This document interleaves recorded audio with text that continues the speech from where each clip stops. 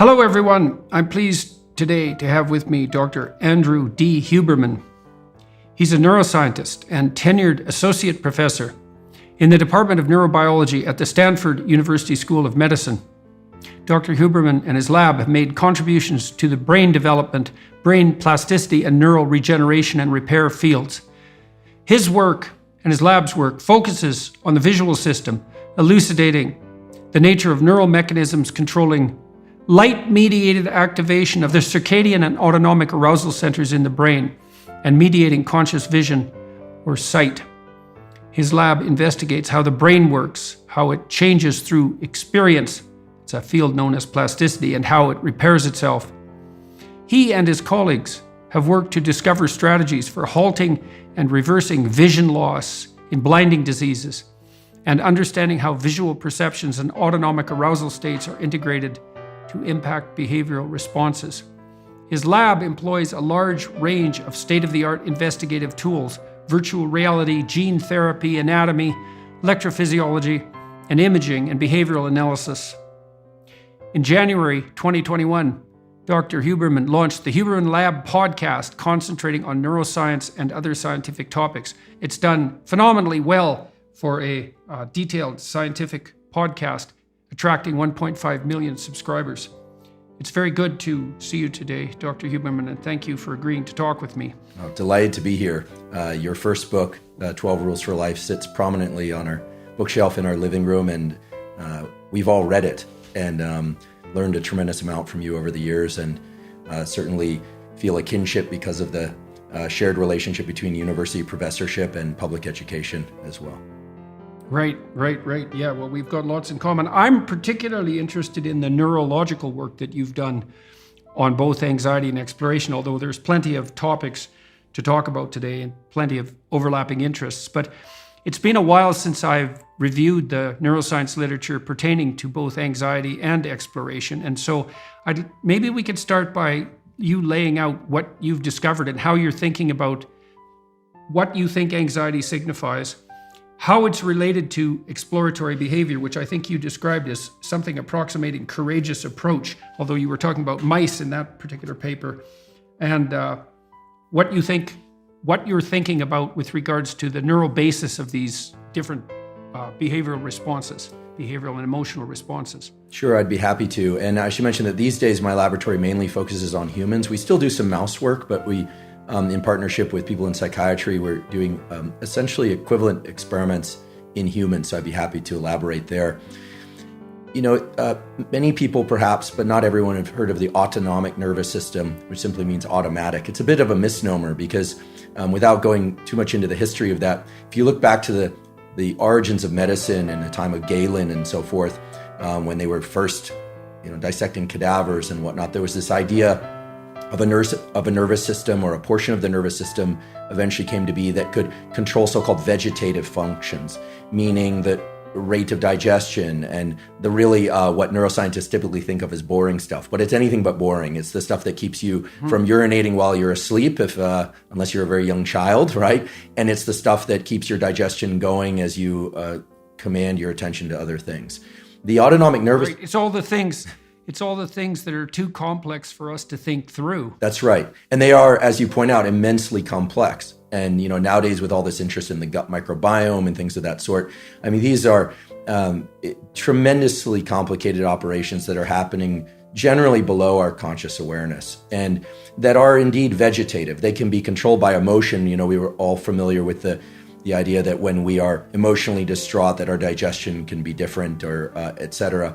But typically, we can't control, for instance, in a conscious way, the rate of our digestion or the speed of our heartbeat in any kind of direct way. We can have a particular pattern of thought to control those. But in general, those functions were thought to be vegetative and outside of our conscious control. And the name autonomic nervous system sort of swallowed and overtook the vegetative part, so it includes that, but also three main aspects of body to brain signaling. And those three aspects are heart rate, could be quickening or slowing of heart rate. We are and we can be very aware of that, some of us more than others. Gut, and especially the chemical composition and the extent to which our gut is empty or full. So heart, stomach, and then rate of breathing and sort of depth of breathing, meaning how much air we have available to us. And I think the three main ways to think about the way that the brain and body communicate is that it's either going to be mechanical or chemical. Let's use the gut as an example. Your stomach can feel acidic, or it can feel nice and warm and fuzzy, whatever that is in a chemical sense. Your heart rate can feel like it's going at a rate that's appropriate for your circumstances. If you're running, it could be quick. And if you're sitting in a chair quietly at the doctor's office waiting to be called back there and all of a sudden your heart starts racing, then you would think, well, that's appropriate for that situation, but it's uncomfortable, right? It's out of sync with what you are doing, which is sitting. So there's mechanical information, and then there's chemical information. And with respect to your lungs, you can feel like you're out of air or you have plenty of air. You can feel like your breathing is labored or it's easy, or in the chemical sense that the air that you're breathing, your lungs are burning or it feels easy to breathe. So basically there's chemical and mechanical signaling from the body to the brain, and the brain interprets all of that, and we put all of that under the umbrella of the so-called autonomic nervous system. And the autonomic nervous system can really be best thought of along a continuum. And here I'll avoid complicated nomenclature, but I'll throw it out there for the aficionados. Some people have probably heard of the parasympathetic and the sympathetic. That naming is a little bit misleading. Again, what we can really think about the autonomic nervous system as is a continuum, or more like a seesaw, of at one end is alertness, and at the other end is calmness. Right? That is translated to the so-called sympathetic and parasympathetic nervous system, but I'll call it the alertness and calmness system just for sake of simplicity. So it's sort of like a seesaw, and it has different neural circuits, and basically whether or not you feel very alert or panicked or alert but calm or a little bit of anxiety, that's going to depend on the balance between this alertness system and the calmness system. If you're having a full-blown panic attack, then the alertness system is, it's as if the seesaw is tilted all that way. If you have, if you're deeply asleep, well, then the calmness system is really tilted down. You could say that's a portion of the seesaw. This is all kind of obvious and dates back, 100 years or so, which isn't that long in the history of science, but we've known this sort of thing for a while. Okay, what's interesting and I think more relevant nowadays is to think about one's own interpretation of those signals and how that relates to anxiety and, as you pointed out, exploration, and then to think about where the nodes of control are.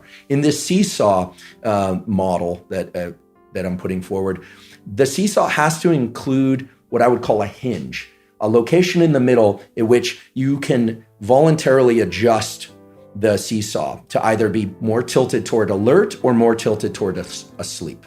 And for many people, they find that their overall level of autonomic arousal is either inappropriate or inadequate for the demands of their life. Inappropriate meaning their heart is racing, they feel more jittery, more as if movement would be the default and worry would be the default and anticipation is the default than is appropriate for their circumstances. Waking up in the morning and feeling stressed, for instance, immediately without any immediate cause, or maybe stress about real life events. For other people, they feel more exhausted than they would like. They're having a hard time leaning into the pressures of daily life. Both of those, even though they have sort of polarized phenotypes, they look very different. In one case, over-energized, and in one case, under-energized. Both originate within the autonomic nervous system. And we can reliably say from work done in animals and humans that that is not the consequence of the alertness system or the calmness system being disrupted, but rather that hinge in the middle is dysregulated. And we now know what that hinge is. And this is based on work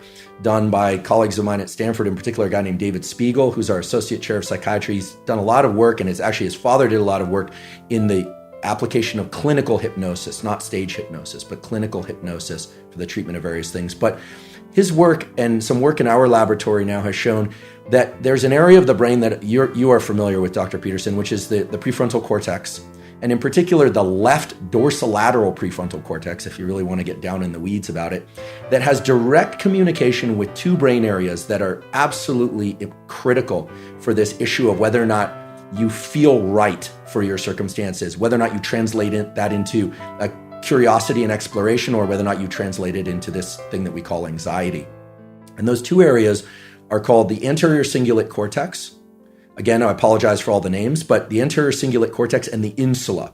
And I think if I were to make a prediction about what the buzzword is going to be in popular neuroscience in the next 5 years, it's not the amygdala, it's not the prefrontal cortex, it's the insula. The insula has a couple of different regions, but one of its primary regions, the front end, the anterior insula, is responsible for interpreting all those bodily signals. It essentially is a funnel for all those signals about breath rate, heart rate, conditions of the gut, whether or not your body feels ready to move or exhausted, etc. And that all funnels into the insula.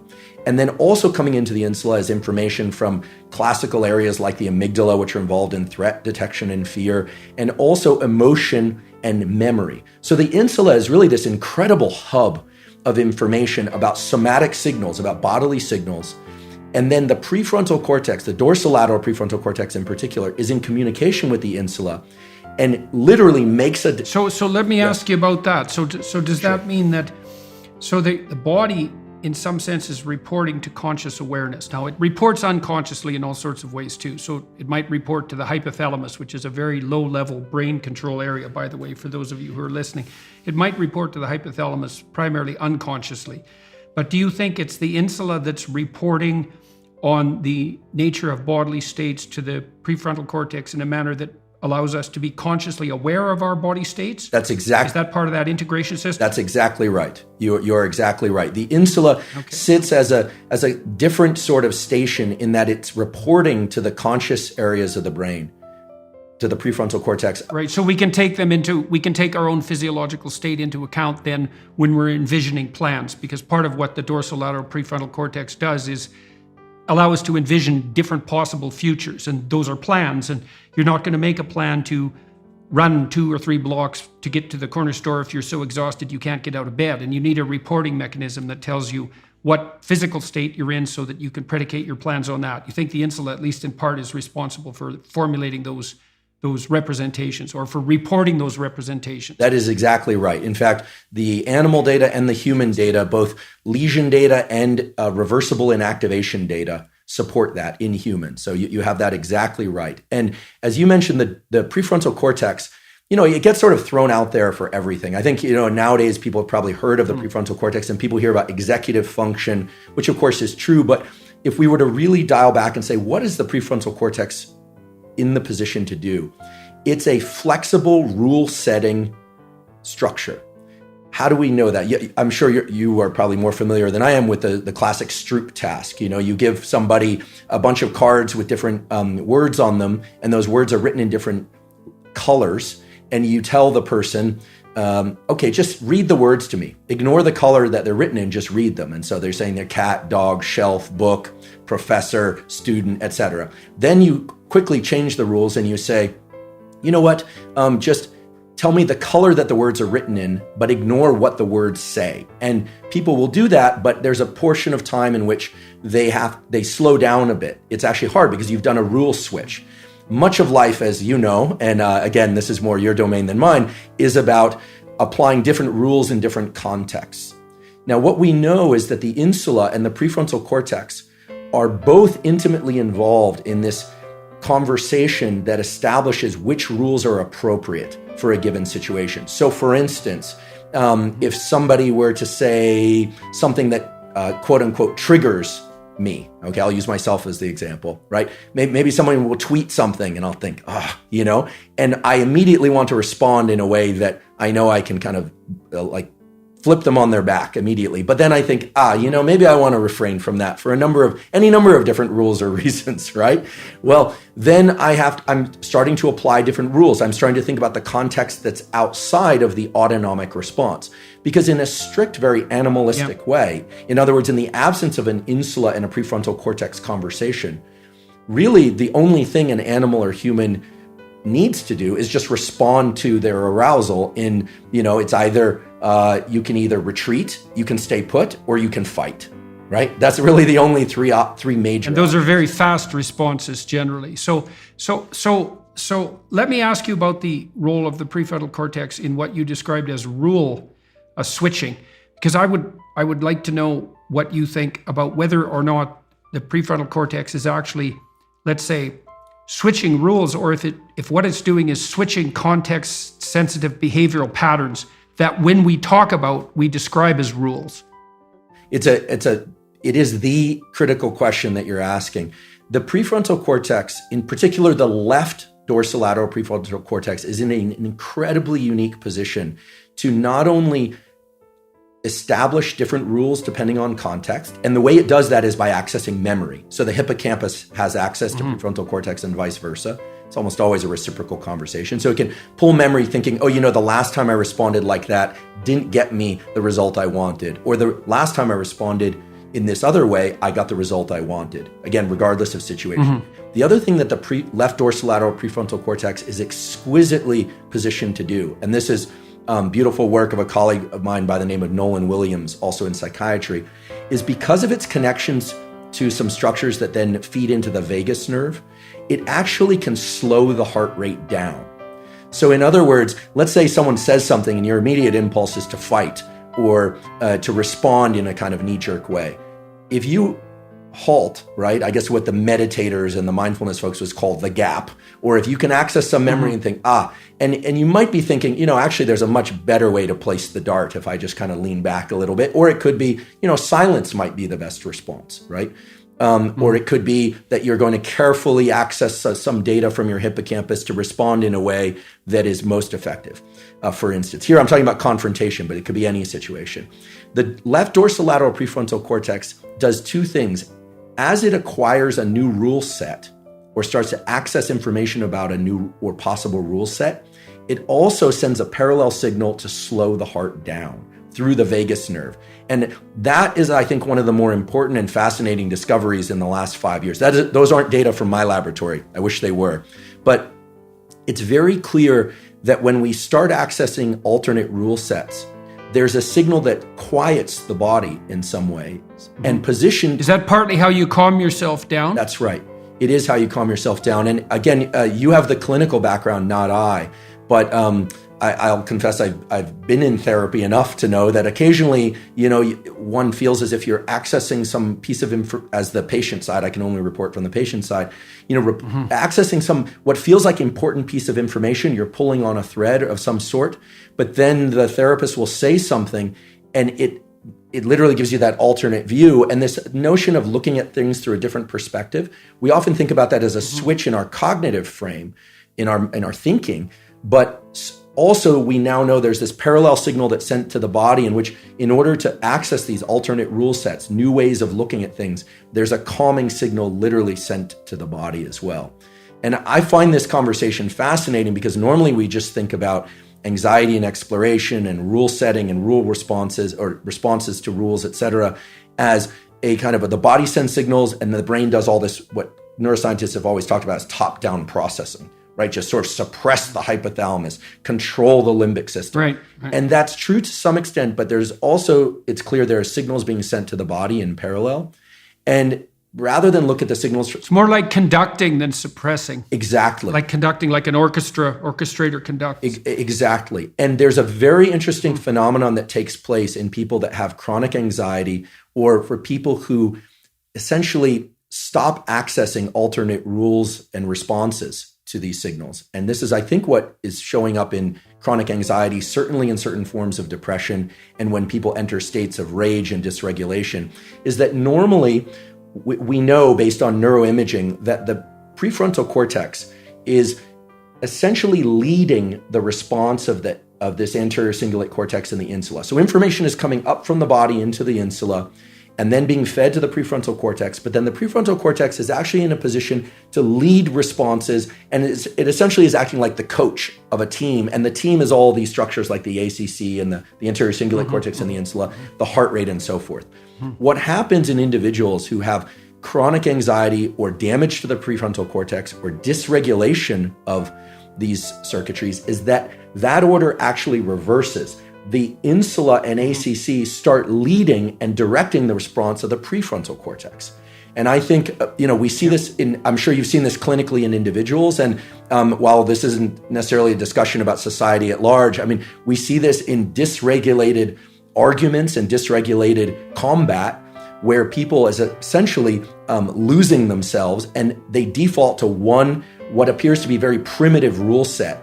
And it may or may not be the appropriate one. Yep. But you and I, of course, have the good fortune of knowing a number of people who've worked in special operations and things like that. And you talk to any of those individuals, and they know from experience and from training that their ability to access multiple rule sets and options in the moments of extreme autonomic arousal is actually where their power lies, right? It's or a combat fighter, or let's just take, or in debate, right? Something that you're far more versed in than I am, right? Although I guess every academic has to deal with a bit of that coming up, thesis defense, etc. In a really good debate, you can't allow the autonomic response to overtake you, or you lose access to an enormous database that resides in one's hippocampus, and one then defaults to the bodily state, right? And this is what we see when we see people become dysregulated in rage, etc.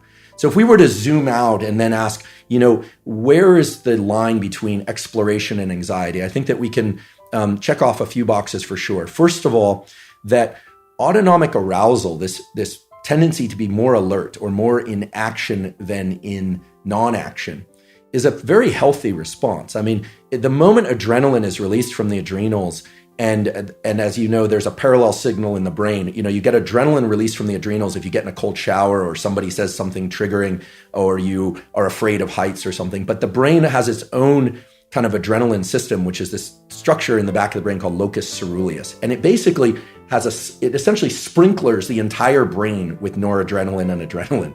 It's a very interesting system. It lacks specificity. It basically wakes up the whole brain. If I were to put a little, if I were to label the connections of the locus ceruleus, it's basically connected to everything. It just kind of sprinkles a caffeine-like substance on the entire brain, wakes you up. The adrenals in the body wake up the body. So two parallel systems wake us up. Is that associated with the orienting reflex? Yes. If you orient, does the locus coeruleus wake up the brain? Absolutely, yeah. So it's a key component of the so-called reticular activating system.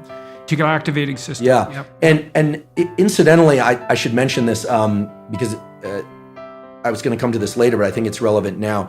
If somebody has a lesion in their dorsolateral prefrontal cortex, or if you transiently inactivate it with a technology, a non-invasive technology like transcranial magnetic stimulation, they can now just put a magnet outside the skull and quiet that area of the brain transiently.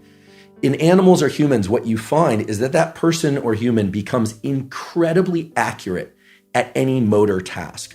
So for instance, if I were to give you a shooter game where you're supposed to shoot targets, and you're shooting targets, you'll have some hits and some misses, like anybody. If I inactivate your dorsolateral prefrontal cortex, your accuracy goes through the roof. It's near 100%. But the one thing you can't do is decide whether or not you're shooting an enemy or a friend. So you can no longer establish rules. You just become very good at execution of the motor behavior. Similarly, in an animal or person without a dorsolateral prefrontal cortex, you see a trade-off there, right, between specificity and flexibility. That's right.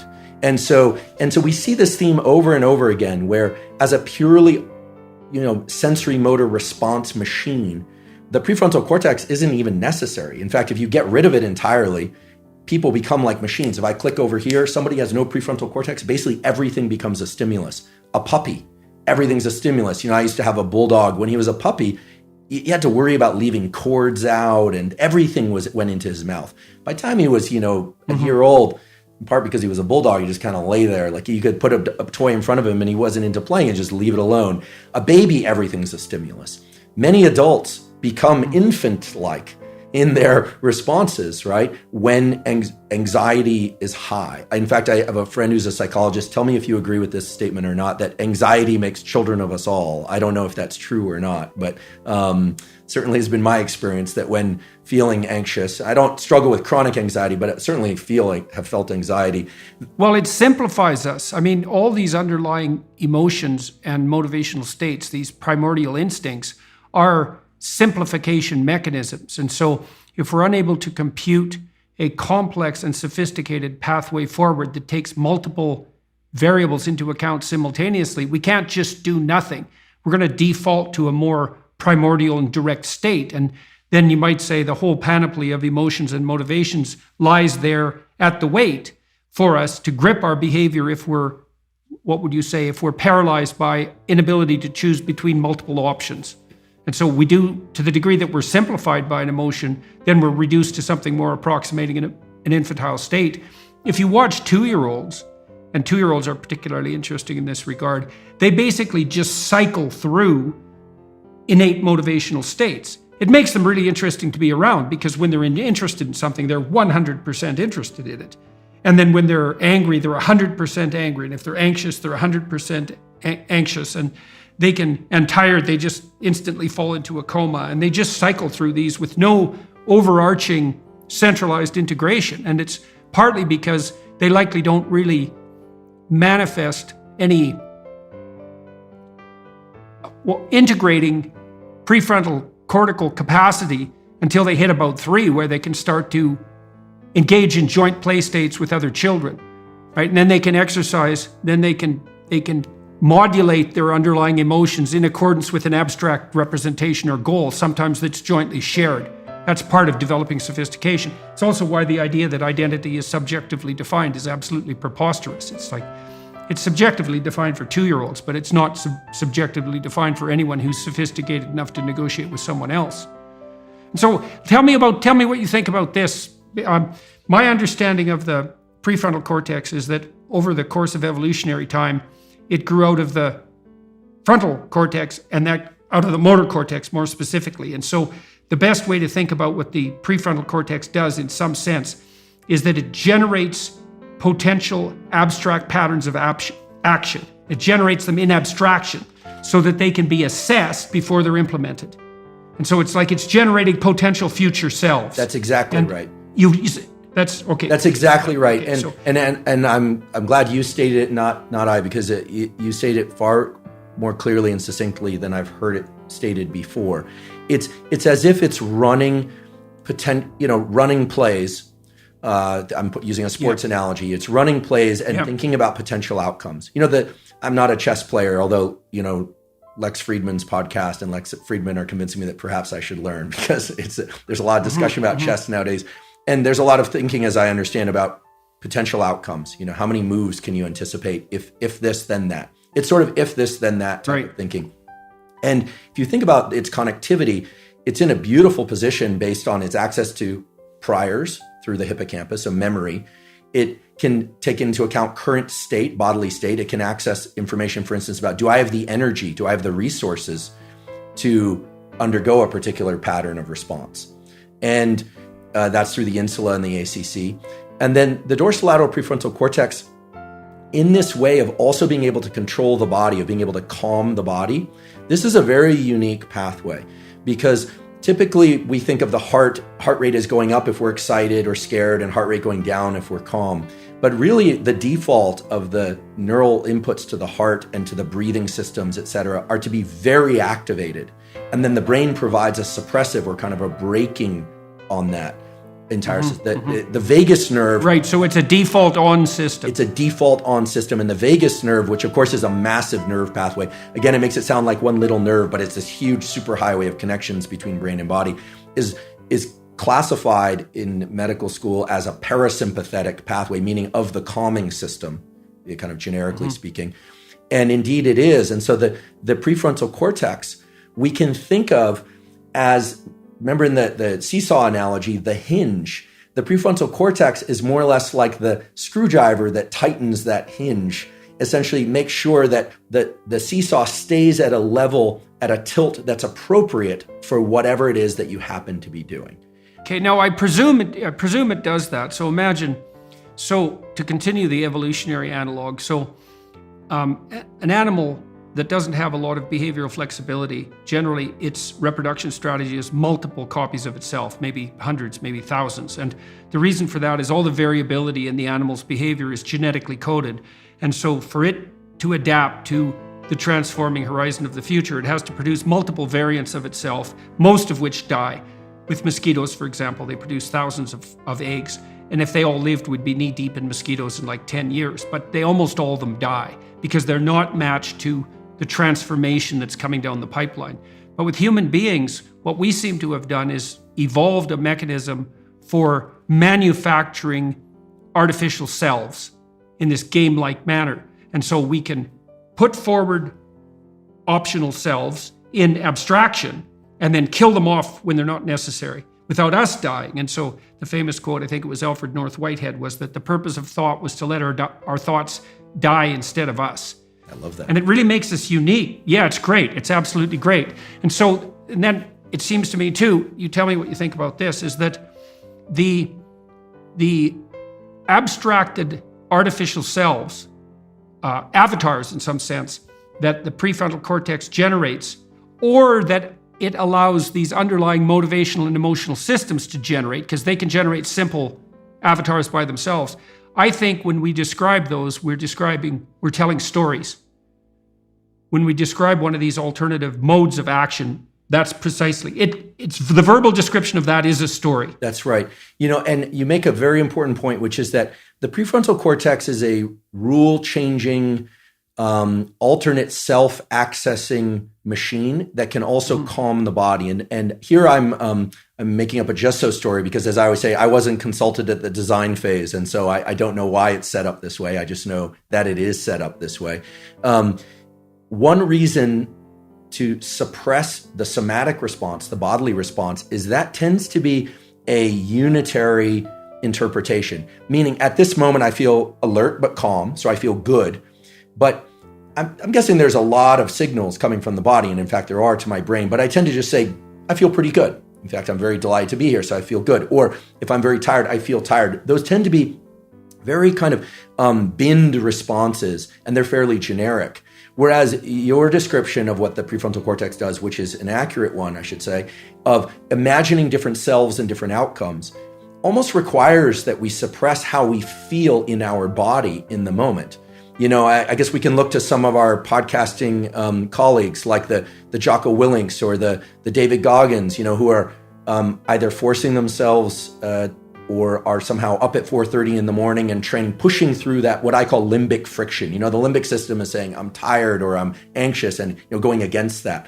So there's literally there's a required suppression of the bodily response in order to imagine how we would feel when we complete this, or how terrible we would feel. How much of that, so let's parse that into two parts, because you could imagine there's an inhibitory component where you're directly in competition with an underlying urge. So the top-down story is, so for example, if you're responding to something in an irritable way that's being directed to you on Twitter, there's going to be a limbic rage response that's associated with that, which you can then suppress. But then the question there that's quite complex, I would say, is something like, to what degree do you think you're directly suppressing that with the prefrontal cortex? And to what degree do you think you're spinning up an alternative self that, if embodied, wouldn't require that physiological response? And so you're switching to a new identity in which that limbic response is no longer germane. Yeah. And so the reason that it disappears is not because you directly suppress it in an inhibitory manner, but because you replace what's necessary physiologically given your new understanding of the territory that you inhabit.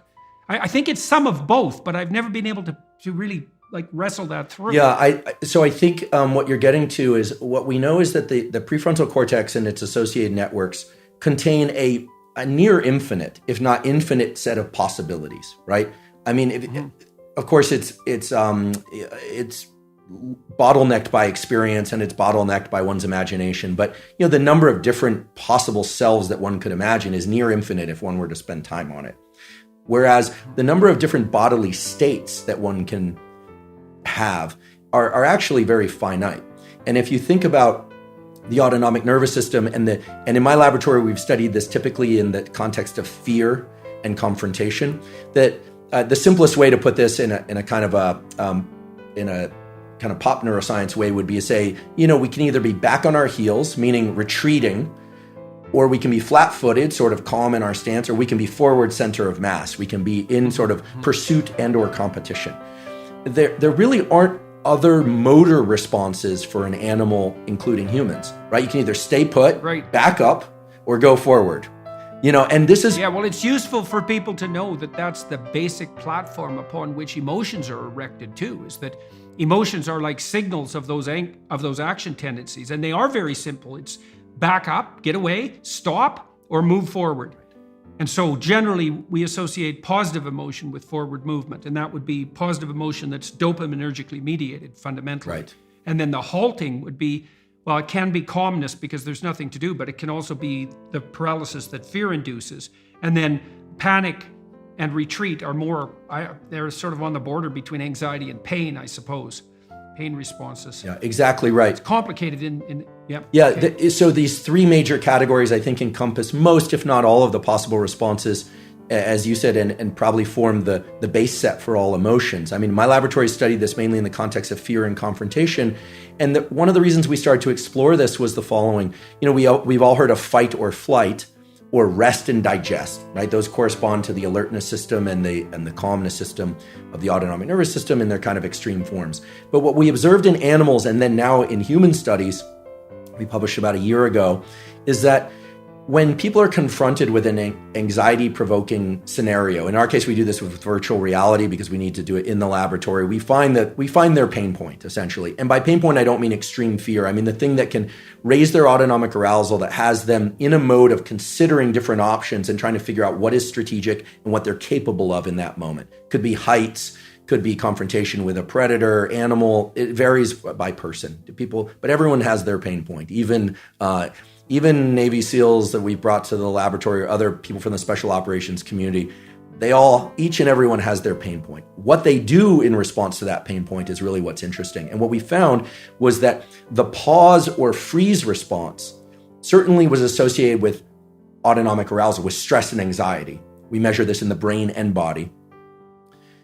But it was the lowest anxiety response. People always think of panic, just being paralyzed in panic. That's actually the lowest anxiety response.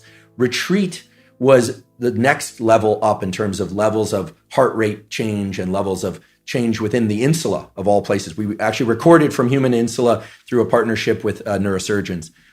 And then we found that there were a subset of individuals and animals in the parallel animal work that would confront a fear, not necessarily reflexively, but after some consideration, they would lean into the challenge, essentially confront the thing that was making them feel anxious. And it turned out that response, surprisingly, was associated with the highest levels of autonomic arousal.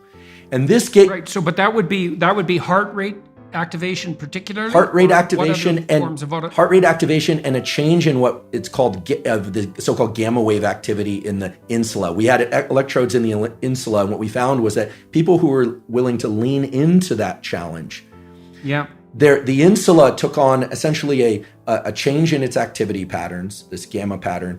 The heart rate increased, breathing increased, sweating increased. So these are all the marks of an anxiety attack. But here, if you were to just look at the behavior of the person or the animal, what you'd find is that they were marching forward toward their fear. This is and so then... That's voluntary exploration. Right. So now you did an animal study with mice where you showed, if I remember correctly, that the mice that were showing tail flicking, which was a prodroma to that exploratory activity, showed a particular form of brain activity that if you replicated with stimulation was more potently reinforcing than sexual stimulation. Right. So here's where the surprise came, the additional surprise came in. We thought, okay, wow, well, there are animals, these mice will tail flick in response to a threat, which is essentially saying, come on, let's go, let's fight, whereas other animals would retreat. And that tail flicking paralleled in the human studies with people being confronted with it. For someone who's scared of heights, to go through a virtual reality scenario of being up on a high beam between buildings might not sound like a big deal to the average video gamer or to you and me, but is an absolutely terrifying experience for those people. But a subset of them will just march out onto that platform, or will even explore jumping off the platform with the understanding that it's virtual, and get very scared, but they will do it. And they also show these changes in insula activity and changes in heart rate and breathing. What was interesting to us was the mouse data told us that if you stimulate the brain area that was associated with all of this, it's an area of the midline thalamus. I don't want to get down into details of structures too much, but it was a very mysterious area, not been explored much before. Had this incredible name of nucleus reunions. Why, I don't know. The neuroanatomists name these things peculiar ways, as you know. But if we were to stimulate that brain area in mice, we could convert a terrified, non-confrontational mouse into a mouse that was willing to confront its fears in a healthy and adaptive way. It wasn't being foolishly running into the jaws of a predator. It was being very strategic in its confrontation. The the interesting thing was if we introduced no fear stimulus, no heights, no predator, no nothing, and we just tickle this brain area, what we found is that animals and humans love that feeling. In fact, they will work for that feeling more than they will work for other stimulation. And so I've got a bunch of questions about that. So the first is, how do you think that's related to hypothalamic dopaminergic release in the exploratory states and the psychomotor stimulative effects of drugs like cocaine and amphetamine? And then second, if you put someone in a chronic state of activating that brain area, say you did that by teaching them to approach their fears rather than to run from them, would that produce epigenetic changes that would transform them physiologically? Okay, so both very important questions.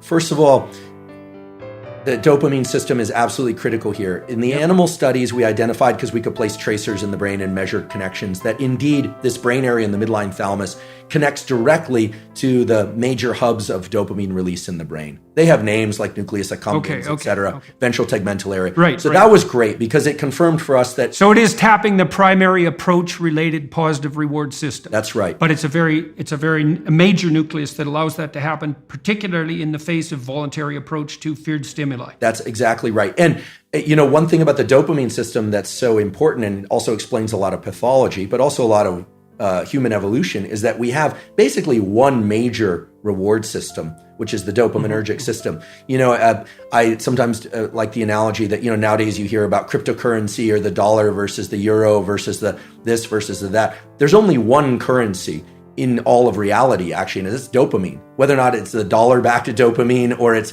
euro-backed dopamine or Bitcoin-backed dopamine, in the end, whether or not someone has $1 billion or $2 is really that currency resides as something that's transacted in the real world, but their notion of power and potential is dopaminergic. And so too, the potential for mates, the potential for food, how much food you have, how much meat you have stored in the freezer tells you a lot about your security and well-being for you and your family, right?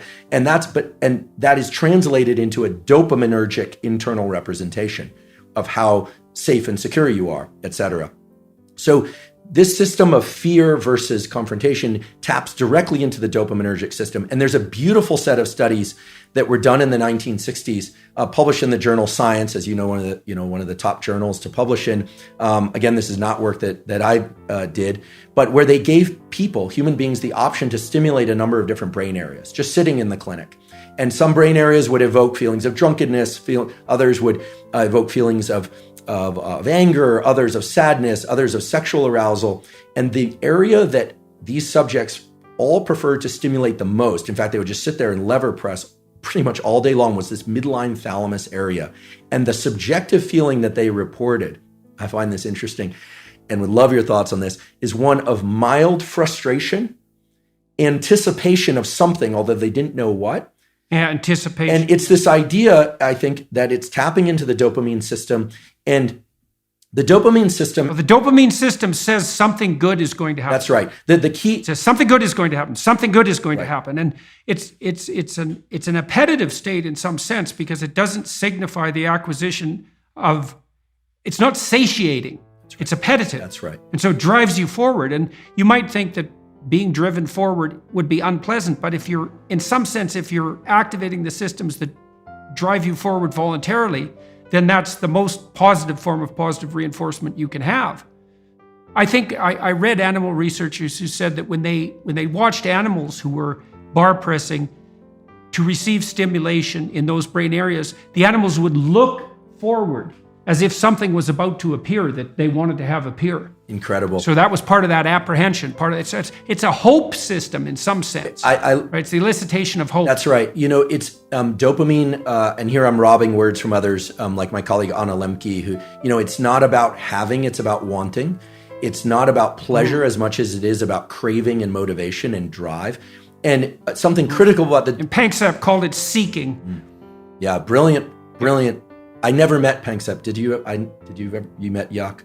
I met him online. We were in a neurological chat room, so to speak, for a neuropsychological chat room for about 5 years, and I had a chance to interact with him a fair bit in that. So that was really good. I'm envious. He's done beautiful work, and thank you for calling people's attention to his work. I know you've done that many times, and such key work.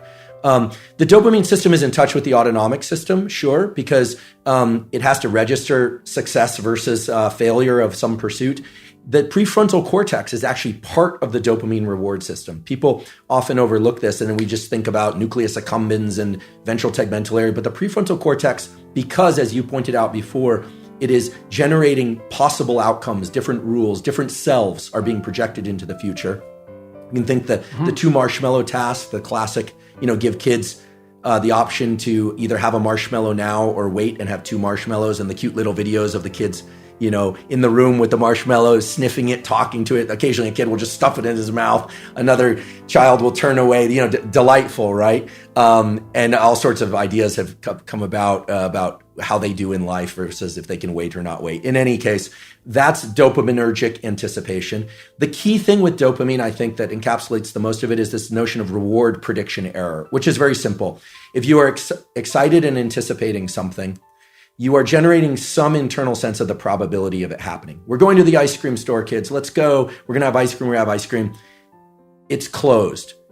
The disappointment that they experience actually brings them far lower than they would feel, much more sad than they would feel than had you not told them you were going to get ice cream, which speaks exactly to what you were saying, that it's an anticipation signal. So dopamine's going up, we're going to get ice cream, and then no. So it drops below baseline. They would have been better off being not told they were going to the ice cream store. Just drive right by it. The danger of